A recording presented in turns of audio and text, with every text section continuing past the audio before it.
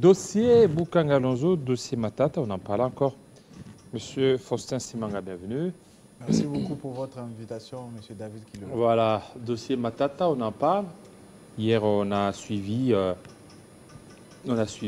l'avocat de Matata Ponyo. Et Matata Ponyo ne s'est même pas présenté à l'invitation, lui lancé par le procureur près la Cour constitutionnelle.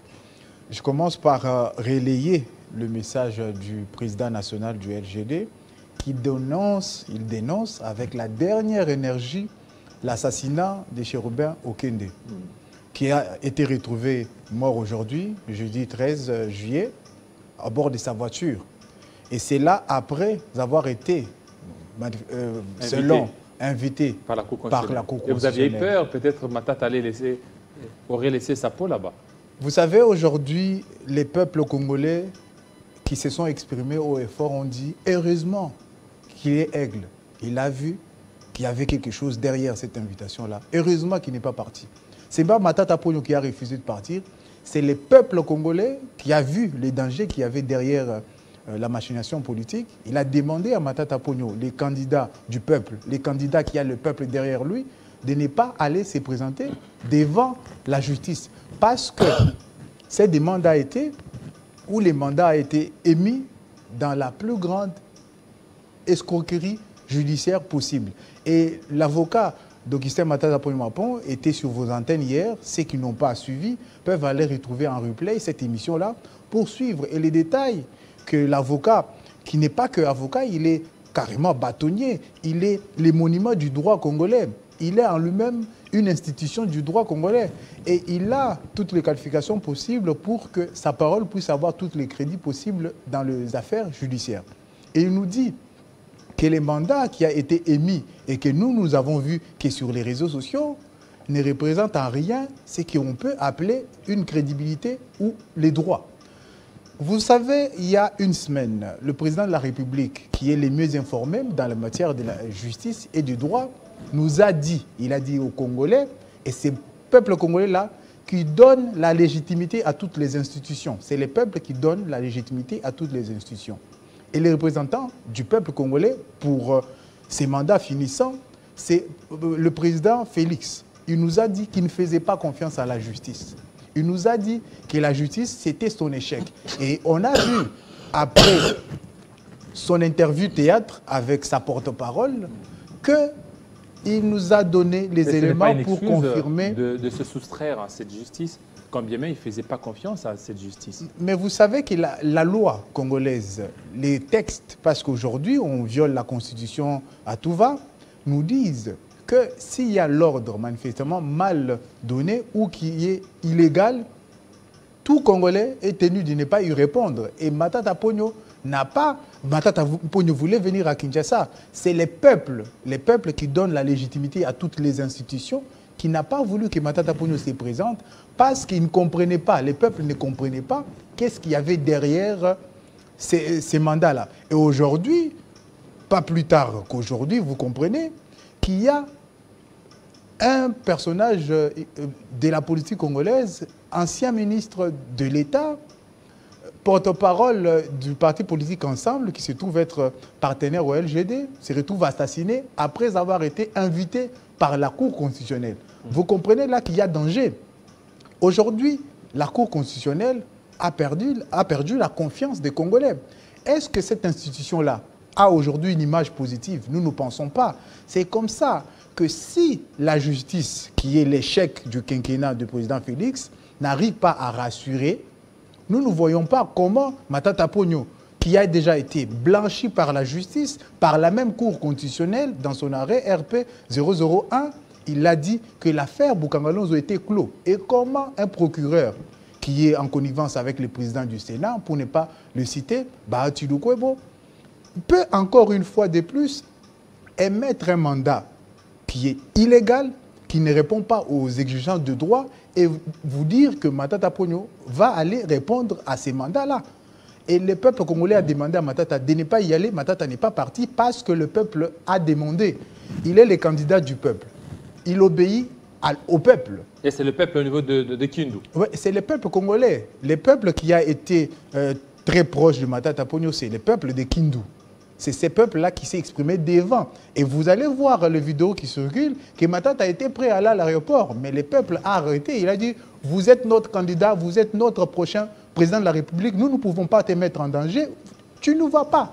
Ils ont tutoyé même le président. Vous comprenez? Ils sont proches du président. Les peuples veulent que Matata Ponyo puisse gagner les prochaines élections. C'est comme ça. S'il faut que nous puissions sécuriser Matata Ponyo, à chaque fois qu'il marchera dans les rues du Congo, le peuple va être autour de sa voiture, le peuple va arrêter sa voiture s'il le faut pour les sécuriser. Et c'est ce que le peuple a fait. Et heureusement qu'il n'est pas parti. Parce qu'aujourd'hui, on allait peut-être retrouver Matata Ponyo quelque part dans la ville. Ça devient courant, c'est dangereux. Et le climat politique devient de plus en plus dangereux parce qu'on veut gouverner par la terreur. Le peuple congolais est courageux. Le peuple congolais n'a pas peur. Et même si l'assassinat de Chérubin Okende a été commandité, instrumentalisé, la justice, encore une fois, on est obligé de pouvoir recourir à cette justice qui a échoué et que le président de la République a affirmé que c'était son échec cuisant pour pouvoir espérer qu'il y aurait... Oui, son échec, mais il y a quand même des gens félicités dans cette justice. Quand bien même le chef de l'État a dénoncé une passivité au sein de cet appareil, il a dénoncé un certain clientélisme, mais il y a des personnes vertueuses à qui il faut faire confiance. Mais vous savez, on ne sait plus faire confiance à la justice. Quand c'est lui qui est censé être le garant du bon fonctionnement des institutions, nous dit, face à sa porte-parole, que la justice est son échec du quinquennat. Comment déjà le président de la République, quand il a déjà affirmé ça, ça veut dire que le peuple congolais lui croit sur parole, que la justice c'est l'échec. Et comment vous pensez que le peuple va vouloir crédibiliser tout ce qui va sortir de cette justice pendant que le président de la République a déjà affirmé qu'il ne fait pas confiance à la justice? Cette justice n'élève pas la nation, comme la Bible le dit, parce qu'il nous a renvoyé à lire la Bible. Et beaucoup de Congolais sont chrétiens comme nous. Ils ont compris que cette justice rabaisse la nation. Et les mandats d'arrêt, c'est un mandat qui rabaisse la nation. Et comme ces mandats d'arrêt rabaissaient la nation, le peuple a compris qu'il ne faut pas mettre son champion en danger. Vous ne voyez pas que ça risque de tourner mal contre Matata Ponyo, ça risque d'être considéré comme un défi. Et on ne peut pas défier la justice de tout un pays. Mais vous savez, Matata Ponyo a répondu à la justice. Matata Ponyo fait confiance à l'idée de justice. Matata Ponyo, c'est quelqu'un qui croit à l'idée de la justice. Mais aujourd'hui, dans la pratique, l'idée de justice est détournée. On a détourné la justice au profit des intérêts politiques. Et aujourd'hui, on a toutes les preuves possibles, selon ce qui se passe aujourd'hui dans l'opinion, que la justice a été détournée. Si la justice était assez sérieuse, si la justice était digne de confiance du peuple congolais, l'affaire Boukangalose ne pouvait plus exister à partir du moment où l'arrêt de la Cour constitutionnelle, qui ne peut pas être susceptible d'aucun recours, a déjà été rendu. RP 001. Vous comprenez que le peuple congolais fait confiance à l'idée de la justice. Mais la façon dont la justice est appliquée, si nous devons nous fier au président de la République, Antoine Tshisekedi Tshilombo Félix, la justice n'est pas digne de confiance. Matata Ponyo fait confiance à l'idée de la justice. C'est quelqu'un qui est juste, c'est quelqu'un qui respecte le temps, c'est quelqu'un qui est sérieux, c'est quelqu'un qui est travailleur. Et cette personne-là ne peut pas arriver au point où il devient Premier ministre de la République sans faire confiance à la justice. Vous comprenez que Matata Ponyo, c'est quelqu'un qui est attaché à l'idée de la justice. Mais si la justice est instrumentalisée à des fins politiques, là c'est dangereux. Pas seulement pour Matata, c'est dangereux pour la République. Aujourd'hui, on a les preuves. Aujourd'hui, on a les preuves que si on instrumentalise la justice, il y aura des morts. Vous comprenez? Matata Ponyo fait confiance à l'idée de la justice et les Congolais qui le soutiennent font confiance à l'idée de la justice. Mais si, par besoin des avantages politiques, on veut instrumentaliser la justice et agiter les peurs, c'est dangereux pour la République. Ne craignez-vous pas qu'on risque d'appliquer la contrainte sur lui? On risque de les contraindre. On risque de l'arrêter comme on a arrêté Franck Diongo. Mais vous savez que Matata Ponyo, c'est un leader. C'est un des rares leaders politiques qui est digne d'appeler leader. Il y a les acteurs politiques et il y a les leaders politiques. Matata Ponyo est leader politique. Et ceux qui sont attachés au leadership comprennent ce que je veux dire. Qu'il y a les leaders et il y a les acteurs politiques. Il y a des manipulateurs politiques, il y a des leaders politiques. Matata Ponyo, c'est un leader politique. Il y a toute la différence avec les autres. Vous comprenez que Matata Ponyo n'a pas peur. Un leader qui veut vraiment avoir sa posture de leader affronte l'orage. Matata Ponyo est devant l'orage, il va l'affronter. Vous comprenez? Matata Ponyo, c'est un aigle. L'aigle, quand il veut voler, il veut trouver des solutions, il ne fuit pas, il affronte les vents. Il affronte les violences, il affronte tout parce que c'est un leader. Et Matata Ponyo est dans la race du leader. Et ce leader-là, c'est un leader qui veut transformer la RDC. C'est ça qui fait peur. C'est ça qui fait peur à tous les détracteurs de Matata. Matata Ponyo sera le prochain président de la République. Et aujourd'hui, on est d'accord avec tous les Congolais qu'il ne faut pas laisser la République entre les mains des personnes qui utilisent mal même l'idée de la justice. On nous a promis, sous l'effet de l'illusion du peuple d'abord, l'état de droit. Aujourd'hui, est-ce que les Congolais peuvent répondre à l'affirmatif qu'on est dans un état de droit? L'état de droit où on retrouve les anciens ministres assassinés dans leur voiture. Vous comprenez que le seul rempart aujourd'hui reste le leadership et la gouvernance de qualité. Et les leaders qui incarnent la volonté du peuple de se développer, c'est Augustin Matata Ponyo Mapon.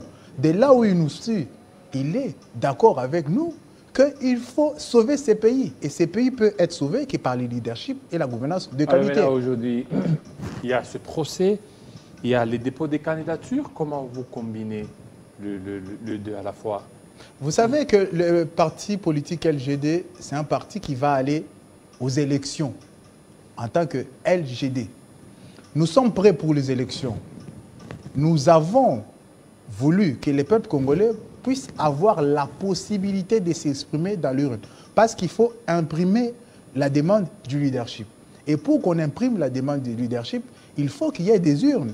On ne peut pas vouloir la vérité sans les urnes.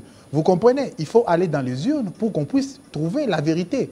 Et le peuple congolais est prêt de pouvoir surveiller les urnes pour qu'on ne puisse pas nous sortir le mensonge comme en 2018, mais qu'on nous sorte la vérité qui va sortir des urnes. Mais pour qu'il y ait de la vérité, il faut quand même qu'il y ait des urnes. C'est comme ça que le LGD se prépare pour les élections. Le LGD est prêt.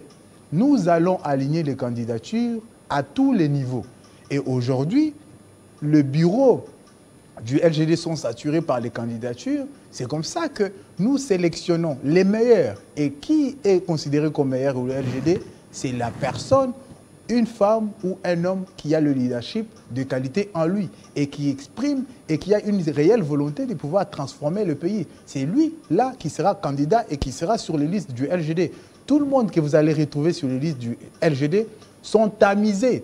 Et je suis très proche de ceux qui sont en train de tamiser. Vous comprenez que ces personnes-là qui sont aussi cadres du parti comme nous, formés par Matata Ponyo, sont en train de tamiser. Et si vous passez dans le tamis du LGD, vous voulez être candidat, vous allez retrouver la qualité et vous devez donner la qualité. C'est sur base de ces conditions-là que les candidats du LGD ont été sélectionnés et vont être alignés à tous les niveaux. Est-ce que vous avez déjà déposé des candidatures? Les candidatures sont en train d'être déposées. Et vous comprenez là que dans le contexte actuel, je ne peux pas vous dire que telle province a déposé, telle autre province a déposé, pour besoin de discrétion. Mais je vous rassure que quand les candidatures vont être déposées sur toute l'étendue de la RDC, il y aura une vague rouge qui va envahir la République parce que nous serons partout. Et partout, dans toutes les provinces, le LGD va présenter des candidats.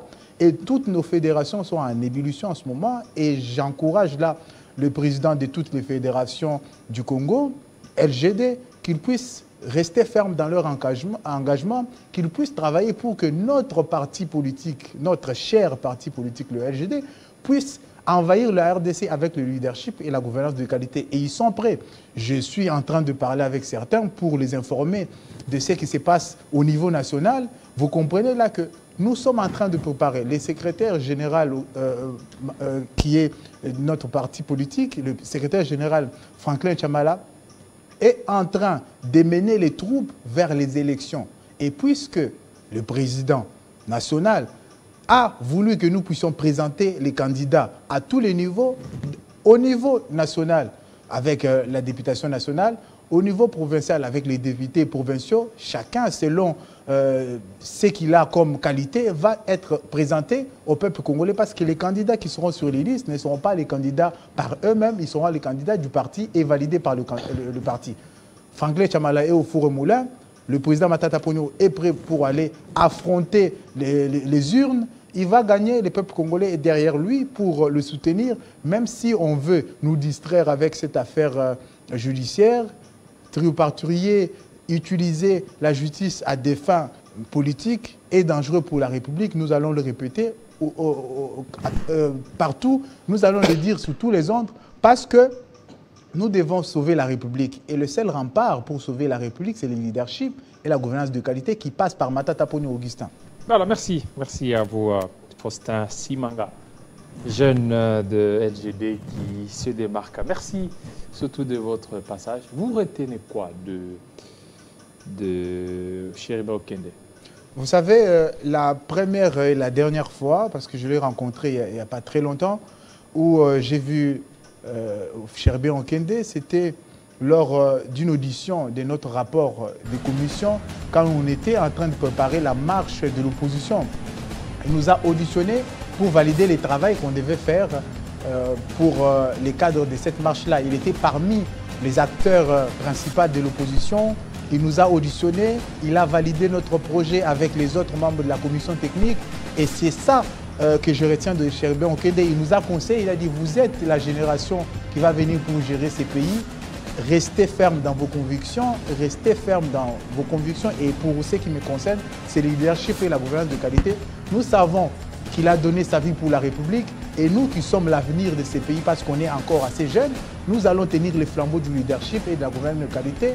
Et on ne va pas nous faire peur. Nous n'avons pas peur parce que nous sommes des races des aigles. Nous sommes des aigles. Nous allons affronter l'orage et tous les orages qui vont venir, nous allons les affronter. Voilà, merci. Merci. Merci à vous, fidèles téléspectateurs, et nous présentons nos condoléances à la famille de Chériba Okende, sa femme, ses enfants. Tenez bon. Et la République démocratique du Congo doit continuer. Restez branchés sur Télé 50 tout à l'heure, la grande édition de Grâce et Salambo, qui sera 20h à Lodja, 19h à Kinshasa. Portez-vous très bien.